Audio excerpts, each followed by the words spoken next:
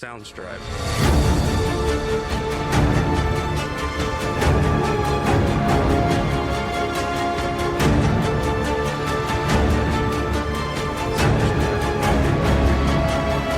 Hi friends, welcome back to another episode of True Crime and Coffee, where we sip on some coffee and we talk about some true crime cases. And surprisingly enough, today I actually have coffee. It is now 11:43 in the morning, and I'm finally not doing this in the middle of the night. I think I kind of got over my fear of recording while my husband's home. So let's hope this goes good today. Today we are going to talk about the wild ride that is Shelly Knotek. Now, I just finished reading the book by Greg Olson called If You Tell. This is kind of embarrassing, but I read the cover of the book where it says, based on a true story, or the true story of. And I was like, oh, okay, still thinking this is a fiction book. When I checked this book out of the library, it was in the non-fiction section, but like, it didn't register. I don't know, whatever. I've been reading a lot, and I guess I kind of just like didn't put two and two together. So I read the whole book, and then I started watching my true crime shows, and I think it was like an episode of Deadly Women or something, and I was like, this is wild. I wonder if this is where Greg Olson got the idea for the book. And so I went to go look up like where he got the idea for the book, and realized that he got the idea for the book from the actual case. So it wasn't an idea, it was real. So I kind of went down this rabbit hole of looking into the monster, more or less. Like, there's really nothing else to call her. The monster that is Shelly Knotek, or Shelly Knotek. Shelly Knotek was born on April 15th, 1954, as Michelle Watson in Raymond, Washington, to Les Watson and Sharon Watson.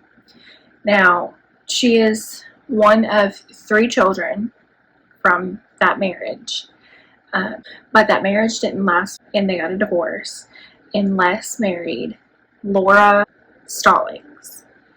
Laura was just a waitress. She was really a lot younger than Les, but she said she was just immediately infatuated with him. They got married, and according to the book, after they got married, Sharon calls up Les, and he's like, hey, per the divorce agreement, you get the kids, so like, come get the kids. And he got the older two, Shelly and her brother. She had two brothers. One was just slightly older, and one was still a baby, and the baby stayed with the mom because the baby was still breastfeeding. But Shelly really took it to heart. Like, why'd y'all divorce? Why do you have this new girl up in this house? We're supposed to be a family. This is ridiculous. And did not like Laura. I don't know if she just blamed Laura, if she thought the divorce was Laura's fault. I don't know. I'm not Shelly. But she did not like her. And she had a tendency to dictate everything. Like, if Shelly did not want to do it, Shelly was not going to do it. If she didn't want to go to school, she was going to throw a fit. If she didn't want to put her shoes on, she was going to throw a fit. Laura had said that every single thing was drama. Shelly was very dramatic. It was just constantly a battle. Shortly after Les got custody of the baby, Sharon got into the relationship at the time, or she was already in the relationship. I can't remember exactly what the book said. According to a documentary I watched, she was already dating this guy. I don't know. But it was very volatile, and the boyfriend ended up beating her to death, and Shelly blamed Les. If y'all wouldn't have divorced, this wouldn't have happened. I'd still have my mother. It got so bad that at 15, after, constantly telling Laura she's stupid, she hates her, always starting fights, family walking on eggshells, everything being a combative issue, at the age of 15, Shelly had actually told somebody at the school that her father had been sexually assaulting her. And Laura was like, this is ridiculous. My husband would never do this. He loves her. Blah, blah. Les was like, this is the worst thing I've ever heard. Why would she do this to us? It went to the police. The police investigated, and there was never any proof. Apparently, this was something that Shelly just completely made up in her head, and this was like Shelly to do things like this. This was just the most extreme thing that she could come up with at that time. Now, Shelly did have a grandmother and a grandfather that she really enjoyed spending time with, and they were pretty well off. It was Les's parents, and they owned like a series of nursing homes, and the grandmother worked in the nursing home for a while, and Laura worked in the nursing home. Les worked in the nursing home. Well, homes. It was multiple nursing homes. And Shelly would go hang out with her grandma. Well, her grandma was not the best person.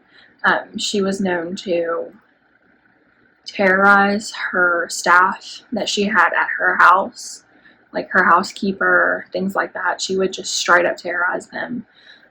Often, there was a point where the grandmother had said that Laura wasn't brushing Shelly's hair correctly. Shelly had long, beautiful, thick red hair, and the grandmother was like, you're not taking care of this properly, you're not brushing it. And Laura's like, I brush it as much as she allows me to. And the grandmother chopped all of Shelly's hair off. I don't know if that was like a dig on Laura or if that was a dig specifically for Shelly. But it wasn't unlike the grandmother to do things like that. However, eventually the grandmother did pass, and Shelly had gotten married. Surprisingly, Les was like, take her. Thank you. Get her out of my house. She was 17. She was 17 and she eloped with her high school sweetheart. Shelly terrorized this man for a solid, I think, year is how long they were married, until he was like, I am not doing this. He fathered her oldest daughter, Nikki, and as much as he loved his daughter, he was like, I can't do this. And they went back and forth for a while and things like that, but eventually they were just like done. And then Shelly moved on to another man who fathered her next child, Sammy, and it was the same vicious cycle. Guy can't put up with Shelly. Shelly wants money, wants this, wants that. And the guy's like, I'm not doing all of this. This is ridiculous. I work hard. I try to bring you home money. Enough is never enough. And they got a divorce. And then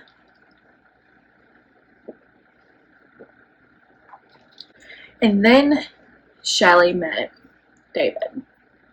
Now, mind you, up until this point, the girls have gone by, or Nikki went by her father's last name. And then when Shelly married the next guy, she went by his last name. And then Sammy also got that last name. And then now she's met David. And again, Shelly has changed the girl's last name to now Knotek. David was a veteran. He was outgoing, ambitious, loved life. And then he met this whirlwind of Shelly. And he was smitten. Shelly did her bamboozling. and he was smitten. He loved the girls. He loved Shelly. They ended up getting married, moved in together, and started this whole new life. Now, up until this point, Shelly's been a good mom. She was kind of like lazy at times and didn't do what she didn't want to do still, but she was a good mom. But then they moved to the Louderback house. And the Louderback house was beautiful. It was large. It had wonderful yard space. It was something that you could dream of. It was an older house, but like one of those like beautiful ones, not one of those ones that you like drive by and you're like, the house can fall apart. It was stunning. It had rooms for both the girls. It had plenty of space for all of Shelly's little knickknacks that she collected, because she liked the little precious memory things. You know, little people with like the big eyes, the weird head, yeah, them. And all of the other little knickknacks she could like pick up and stuff like that. And it had the yard for the kids to play in. And it was absolutely beautiful. But for some reason, when they moved into that house, something just kind of, for Shelly. And Nikki remembers things becoming very volatile very quickly. She remembers there was times where, just out of nowhere, their mother would just be enraged and would like beat them for whatever reason. And she remembers just being so scared and constantly saying, "I'm sorry, and I don't know what I did, but I'm sorry. I won't do it again." Shelly would wake the girls up in the middle of the night and dump all of their drawers out and have them rearrange everything because apparently it wasn't done right. Shelly would sleep all day and then stay up all night and then do most of her like torturing at night. The Knoteks were known for being a very helpful family. They were middle class. They were relatively well liked. The girls always had like the newest stuff. Shelly always made sure to do whatever she could to make the girls be well liked, be popular, have a great time in school. They would do good in school. At one point, a switch just kind of flipped, and Shelly started behaving oddly. She would take the kids' homework and like destroy it so they couldn't find it, and then they'd have to go to the school. I don't know where my homework is. I don't know what happened, after they've already asked their mom, "Hey, what happened to my homework?" And she's like, "I don't know. It disappeared." And it was always like strange little things like that at first, and then it like escalated to, "You can only bathe when I say you can bathe. You can only go to the bathroom when I say you can go to the bathroom." The worst part of it always came to Nikki. For some reason, Shelly just did not like Nikki, but she adored Sammy. Sammy would get some of the poor treatment, but she still had the nice clothes to go to school in, things like that. She always tried to make the best of it, even though she also wasn't allowed to shower unless Shelly said she could shower. She wasn't allowed to go to the bathroom unless Shelly said she can go to the bathroom. Now enters Shane Watson. Shane was Shelly's nephew. Shane Watson had nowhere to go. His father was in a biker gang and was facing prison time, and his mother was a drug addict. And he was looking to be living on the street. And Shelly was like, "No, don't do that. He can come live with me." And she told David, "Shane's gonna come live with us." And David was like, "Okay, bet." So Shane comes and moves in. Now, at first, she is sweet, she's caring, Shane loves her. Shane starts calling her mom, starts calling David dad. It's just one big happy family. The abuse of the girls kind of paused a little bit, and everybody was just doing well.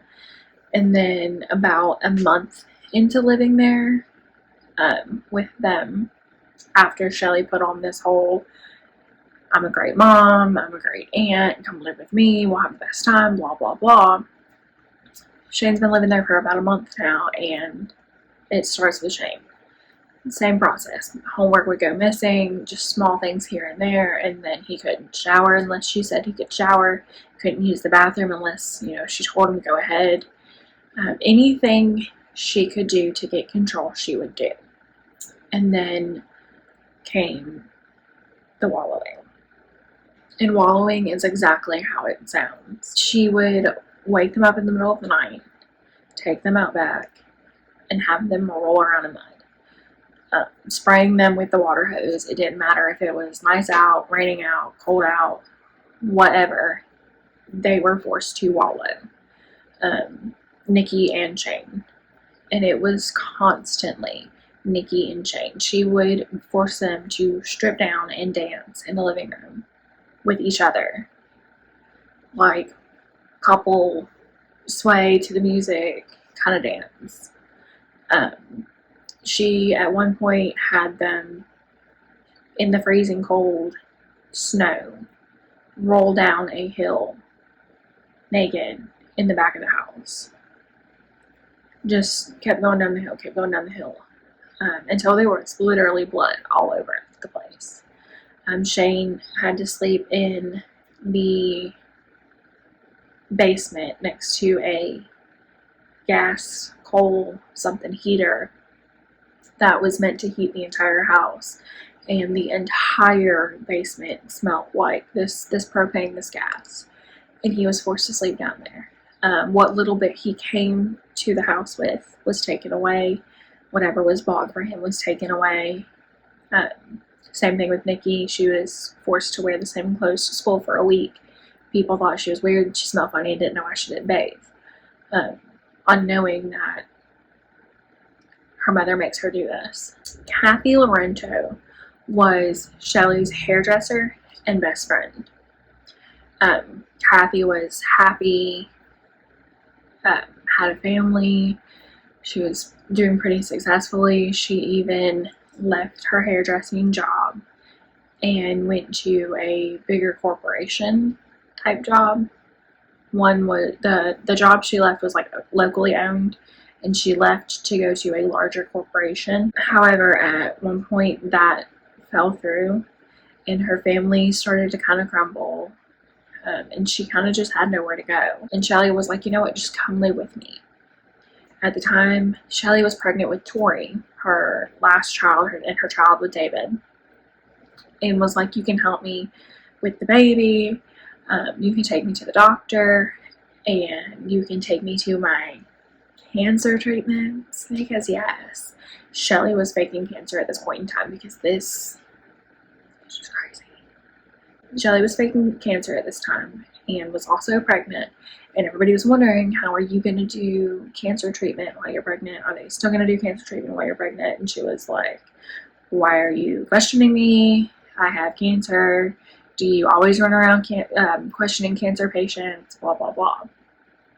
And so Kathy comes and lives with them. She brings all of her stuff, her bed, this, that. If you need it when you live somewhere, she brought it. And she was helping Shelly for a while. She was taking her to and from the doctor. She was making sure she had everything she needed. And Shelly put on her show like Shelly does. And eventually it stopped. Just like it did with Shane. Just like it did with the girls. Shelly became erratic out of nowhere. And it was kind of slow. Because you don't manipulate people and be nice and blah, blah, blah, and then just immediately start being mean. That's just not how that works. She started telling Kathy, you'd be so much prettier if you lost weight. You'd be so much happier if you lost weight. I just want you to be healthy. I just want you to be happy. And so she started like feeding her random ass pills. And Kathy was taking them thinking, she's helping me. And then it went from, you'd be happier if I'm just trying to help you, to you're a fat, lazy slob. Why can't you ever do anything right? And she also started taking Kathy's things away. Kathy was in the landing between the two girls' bedroom. And one day her bed was missing. She brought yarn so she could crochet. That went missing. Then it was her clothes. And at one point, Kathy was even forced to walk around and do house chores naked. She would be standing there doing the dishes naked, outside doing yard work naked. It was like anything that she needed to do around the house, she was to do it without clothes on. And if she had clothes on, it was like a tattered old muumuu. But she would It'd be dirty, it'd be old, and she would be forced to wear that for days on end.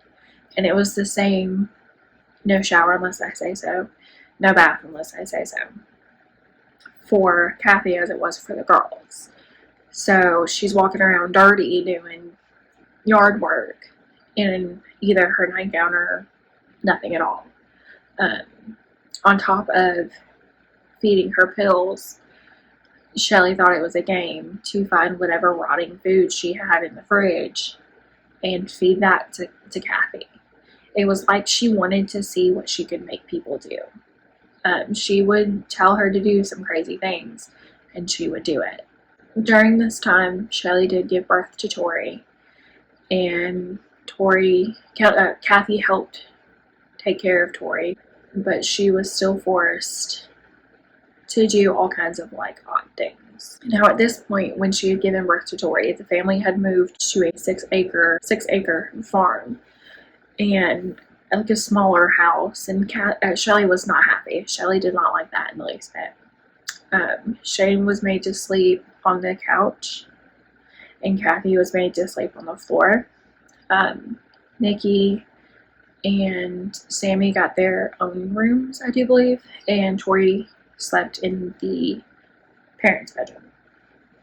And it was basically the same thing. Kathy was made to do chores naked. She was made to eat what she was told to eat. And the kids, like the abuse on the kids kind of slacked off. However, Shane was forced to participate in the abuse of Kathy. Shane was forced to kick Kathy in the head. He was forced to push her down and whatever. There was a well on the property, and Kathy would be locked in to the well house. She would be forced to stay there in the dark for days on end with no food, no water. And Shelly would just say, I'm teaching her a lesson. She wants to be better. I'm trying to help her get better. This is why I'm locking her in this dark, damp area. And then Shelly would say, Kathy, you smell bad, and she would pour bleach all over her and scrub her with the bleach. At one point, Shane and Kathy have both tried to run away. However, every single time they'd run away, Shelly would find them. Don't you like it at our house? Don't you love me? You know I love you. I just want what's best for you. And would coax them back into the house where they would endure more abuse of some sort. And I mean, multiple times until finally Kathy just gave up. Kathy was like, I can't run. I'm not running. There's no point in it. At one point, Shane had actually opened the door to the well house where Kathy was and was like, you should run. And Kathy was like, I'm not doing that. Please close the door. Like, I don't want you to get in trouble. Like, she would look out for the children more than she would look out for herself. When feeding Kathy random pills, gross food, having her crawl on all fours, doing chores naked, things like that, and pouring bleach all over her, even on her open wounds that she had, wasn't enough. At one point, she actually made this like crude contraption and had David come into the shed with her, a shed she also often locked Kathy into, and had waterboarded her. She put her on the contraption, turned it upside down, put a cloth over her head, whole nine, and poured water on her. Now, I don't understand how this family lived. It was kind of like a neighborhood, but like not really. It's like one of those country neighborhoods where like your neighborhood, but not really, because everybody's got like a good bit of property, instead of just being like right on top of each other. I don't know how anybody didn't hear. I mean, Kathy would scream. I mean, I would scream. And somehow nobody ever heard. After all of this, Kathy had lost about 100 pounds. Kathy was a beautiful, thick woman living her best life. But after 5 years of enduring this horrible abuse, Kathy had finally became so injured that there wasn't really much that she could do. Shane often kicked her in the head at the instructions of Shelly. David would kick her in the head at the instructions of Shelly. David did pretty much anything that Shelly wanted. Like, Shelly said, I want you to do this, and Shane was like, David was like, okay. Both the men would kick Shelly, or kick Kathy in the head. Even David in work boots would do it. And so after a while, with the malnutrition she had, the random assortment of pills that she was regularly being forced to take, and being kicked in the head, Kathy got where she couldn't really hardly do anything. They ended up, her room was in the shed. Her room was in the shed in the back, where she would get locked in pretty frequently. And when she got to this point, Shelly had told David that Kathy needs to be brought into the laundry room because she needed someone to look out for her more often. And so she was brought into the laundry room. And while Shelly was gone, poor innocent sweet Kathy began to aspirate and eventually did pass due to the severe abuse that she endured in that house. David had us tried to do CPR, but for some reason through the entire time nobody ever called an ambulance. I think that would be the first thing I'd want to do, but I don't run around abusing people, so but no one ever called an ambulance. David said he was more worried about what would happen to his family and didn't call. So Shelly had came home and she was informed that Kathy was no longer breathing, and she freaked out and sent the kids, all four of them, to a hotel, and then came back and got Shane, and then brought Shane back to the house, where Shelly, David, and Shane all disposed of Kathy Loretto's body in their burn pit. And in doing so, David lined the outside of the fire burn pit thing in their backyard with like aluminum foil, tin foil, not like it's like the good, not like the metal siding type stuff. Put it around the fire pit. He said it was to make it burn hotter, kind of like they do for cremation. And when they were done burning her, he would get 5-gallon buckets and fill them up and then go dump her ashes somewhere. And then they burned all of her things. Lather, rinse, repeat. And the next day, Shelly went back to go get the girls. And it was a constant from there of feeding the story that she wanted people to believe to the children. Kathy is fine. Kathy is healthy. Kathy found a boyfriend named Rocky. He's a truck driver. She went to go travel the country with him. She's fine and well. She sends me postcards. She calls me. She's good. She's happy. She's healthy. And she would constantly rehearse this with the children. But for some reason, she just didn't think Shane was getting it. And then one day, Shane told Nikki, hey, I've got this. It's proof. Let's turn her in.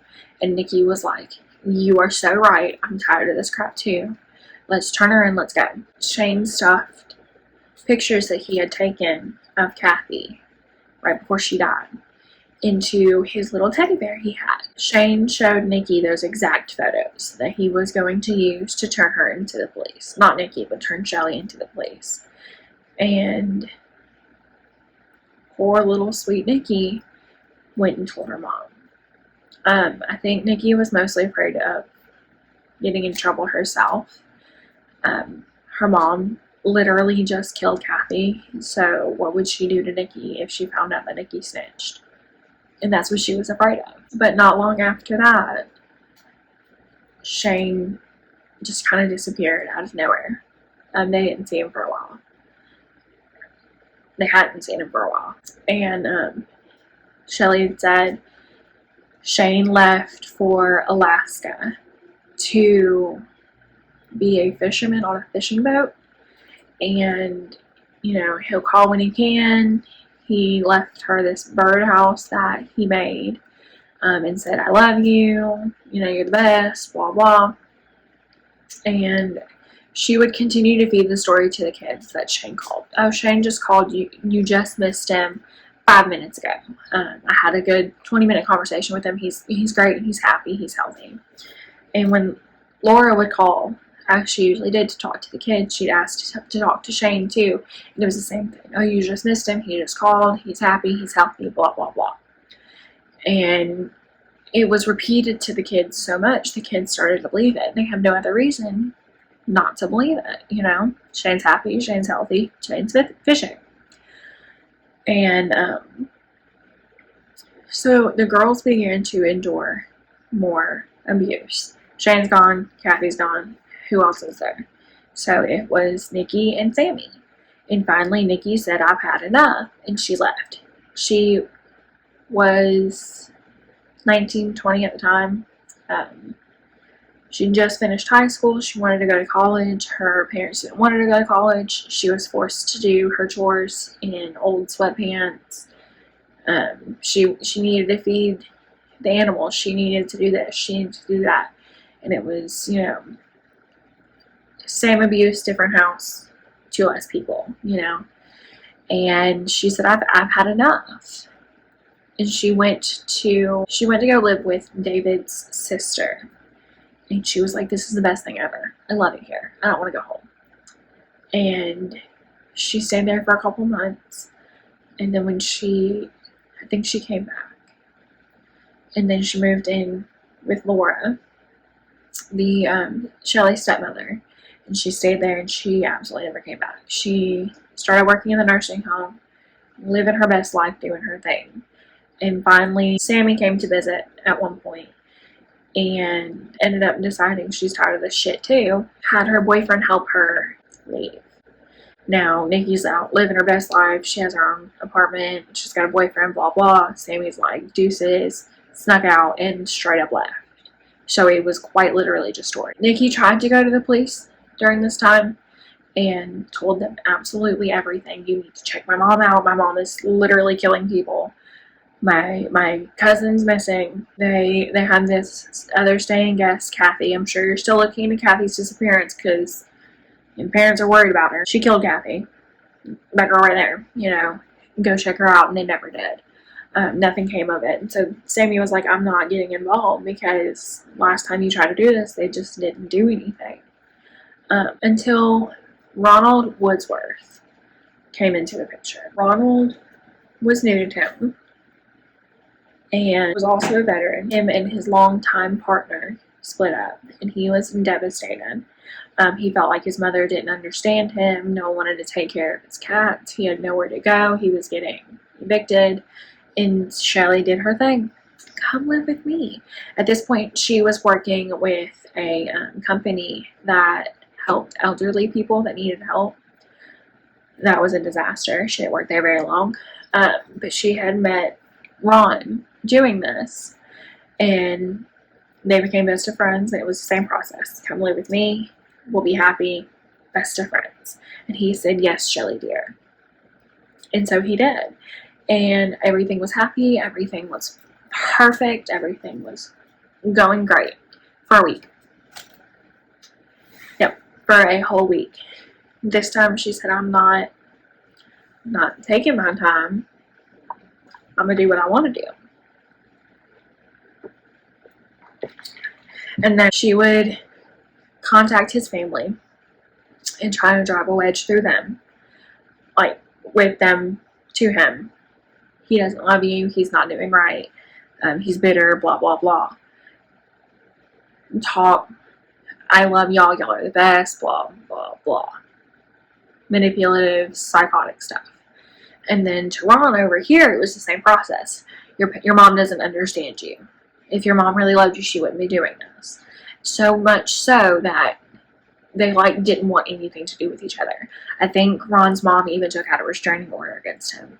And he's like, I died when my partner left me. No one cares. He doesn't care. Constantly writing them letters of, if you really cared about me, you wouldn't put me through this. And would mail it through Shelly's. I don't know if they ever really got it or not, but it was same thing. You don't care about my cats to my mom, to his mom. You don't care about my cats. You don't care about me, blah, blah. And she'd be like, why'd you leave your cats with me? This is ridiculous. Your cats are going to the pound. And it was always about cats. I don't know.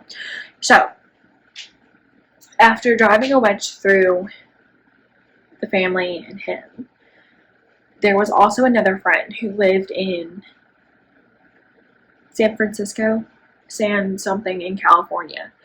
And she was like, look, you're not happy. You're losing a lot of weight. You're not yourself. He was really into Greek mythology. He was like long hair, free will, free as a bird, best kind of people to be around. And he wasn't like that anymore. He didn't take care of his hair. He got rid of a lot of his ancient Egyptian stuff. And she was like, you are not the same person. Come live with me. Shelly's not good for you. And he said, no, I love it here. They love me. They're good to me. I want to stay. Whole time Shelly's making him do yard work in his underwear, run around the house, do all of the chores really. He's like, no, I'm fine. I'm going to stay here. And she said, well, if at any point, you want to leave, this is where you can go. And he said, thank you. I appreciate it. Blah, blah. Whole time Shelly's making him do all this stuff. Also feeding him pills. Also starving him because for some reason she's super obsessed with people being fat. And the abuse just continues. When he's jumping off of the roof onto the gravel, getting all these broken bones and stuff, his feet are also getting cut up because he's doing all this barefoot. And Shelly would make him dip his feet in boiling water that also has bleach in it. A lot of bleach. Like a full, maybe half bleach water kind of thing. Or just straight up bleach. To the point where his feet were so badly injured they were swollen and he could barely walk. So he went to sleep on the back porch on a porch chair and just never woke up. And that is when she sends Tori to go visit her sisters. Tori goes and stays with Sammy for a week. And Tori tells them everything that's going on. Mind you, the abuse with Tori was a little different. Shelly had a fascination in seeing how Tori was growing and would make her show her how she was growing in certain areas. Would make her remove body hair, leg hair, arm hair, hair, and would have her remove it just to see her squirt. I don't want to do this, blah blah blah. Well, your other sisters did it, you gotta do it. And she was like, okay. And then Shelly would laugh. I just wanted to see if I could make you do it. So while she's there spilling the beans to Sammy, she says, Uncle Ron, that's what she called Ronald Woodsworth. Uncle Ron's not doing great. He's lost weight.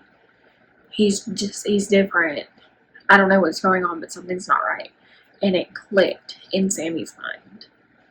She's going to kill him. She killed Kathy the same way she's going to kill him. But back at home with Shelly, she's making Ron jump out of trees, jump off of the second story, do all of this yard work and stuff with these broken bones from jumping onto gravel. And he's just doing it. His spirit is broken. It was we got to do something. We can't just let her kill him. And They end up having to send Tori back because, it's just a visit. It's just my sister. While Tori was visiting with Sammy, she got to see Nikki, and all three of the girls talked about it. They all cried. They all were going to do something. Something has to be done now. And when they sent Tori back, so the sisters go and contact the police and say, this is what's going on. I mean, they spilled the beans completely. And so the police finally listen. They go pick Tori up for child endangerment or something like that and take her into DFACS. And she tells the police, you need to check the yard right now. And so they do. They check the yard and they find the very terribly dug grave of Ronald Woodsworth. Thankfully, though, before the police came and picked up Tori to take her to the DFACS office, DCFS, whatever it's called, she hid some stuff in the chicken coop. So she also told them to check the chicken coop, and they found a lot of Ron's stuff in the chicken coop. Sorry, no, they found the stuff. She tells them to check the chicken coop, and they find his stuff in the chicken coop, so they get a warrant to search the property. During this time, David comes in wondering, where the hell's my daughter? And he ends up spilling the beans on everything himself. Because Shelly's such a good person. Shelly would never do this intentionally. What are you talking about? And while he's sitting here telling them everything, the police are searching their property and they find Ron. And so the police are like, okay, where's Kathy? And so he tells them, I burned her. I scattered her ashes. Who does that? And then they're like, all right, well, what about Shane? I know Shane was living there. Y'all. Apparently, Shelly had been yelling about how Shane is going to tell to David, you need to do something. You need to protect this family. Shane is going to tell on me, and it's going to destroy this family. And she did this every single time he'd come home, because he worked away from home.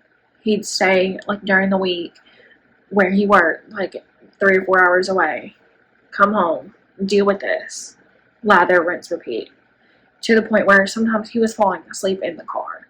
At one point, he actually pulled over in the car to sleep, and Shelly found him and was like, are you not coming home? One of the times that he came home, Shane was in the back shed, and David said that he had gotten his gun, his rifle, and went and shot Shane.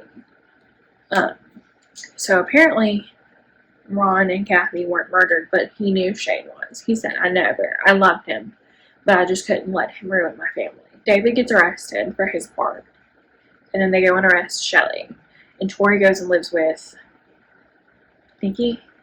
Sammy. She goes and lives with Sammy. And then David gets convicted of second-degree murder, was sentenced to 13 years in prison. Shelly, enters an Alford plea, which essentially is she's going to say she's guilty, but she's not actually admitting that she does anything. She just realizes that there's enough evidence to be found guilty.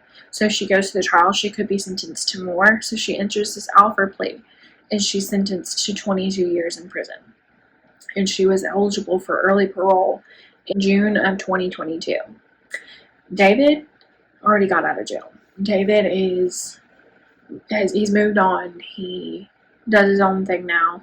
He has repaired his relationship with his girls, and they're just living their best life. However, I couldn't find anything, thankfully, that says Michelle has been released. I'm pretty sure she's still in prison. I hope she stays in prison forever. The girls apparently are trying to fight pretty hard because they are convinced that if Shelly is released from prison, she will kill again. So thankfully, Michelle is still behind bars. David seems to have moved on with his life, and so has the girls. So, unfortunately, Kathy, Ron, and Shane all put their trust in the wrong person. A psychopath at that, and it cost them a lot.